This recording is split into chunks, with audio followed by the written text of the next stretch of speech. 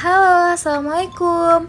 Kembali lagi kepada Ibu Sapna Febriani, NPM 5020201.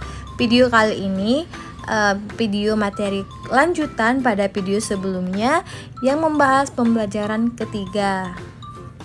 Baiklah, ini dosen pembimbingnya. Dosen pembimbing utama Bapak Andri Valen, Magister Pendidikan. Dosen pembimbing pendamping Bunda Andriana Sopiarini, Sarjana Hukum, Magister Pendidikan.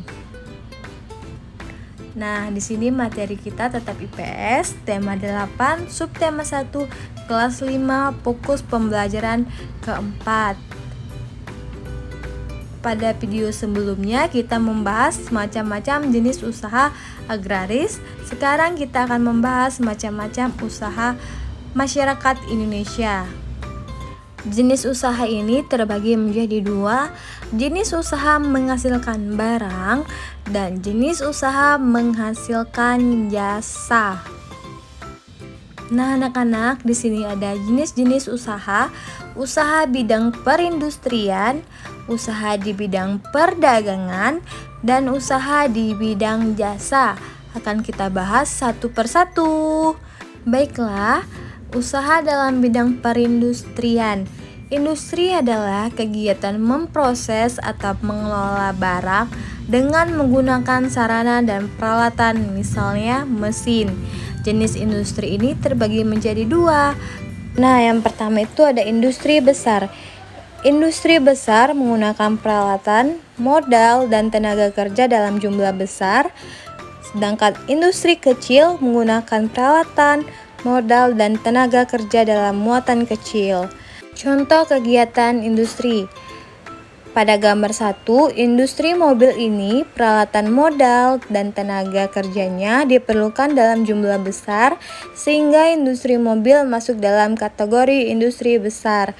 Sedangkan pada gambar kedua itu industri mebel. Industri mebel, peralatan, modal, dan tenaga kerjanya diperlukan dalam jumlah kecil sehingga industri mebel ini masuk dalam kategori industri kecil. Nah, di sini ada usaha dalam bidang perdagangan. Perdagangan adalah semua hal yang berhubungan dengan kegiatan jual beli. Perdagangan disebut juga distributor karena perdagangan membeli barang dari produsen untuk dijual kembali. Tanpa adanya perdagangan, setiap orang harus memproduksi sendiri segala kebutuhan hidupnya. Dengan adanya perdagangan, produsen menjual hasil produksinya pada konsumen. Baiklah, di sini ada contoh kegiatan perdagangan. Pertama, perdagangan di pasar, perdagangan di toko, perdagangan di warung, dan perdagangan di online. Ini mengikuti zaman ya. Nah, selanjutnya usaha dalam bidang jasa. Jasa adalah segala aktivitas atau manfaat yang ditawarkan kepada orang lain atau konsumen. Usaha jasa memberikan pelayanan kepada konsumen. Contoh pekerjaan yang menjual jasa adalah guru, pengacara, dokter, polisi, montir mobil, pemandu wisata, dan lain sebagainya. Nah, ini contoh kegiatan jasa. Yang pertama itu ada guru, gambar kedua montir mobil, gambar ketiga dokter.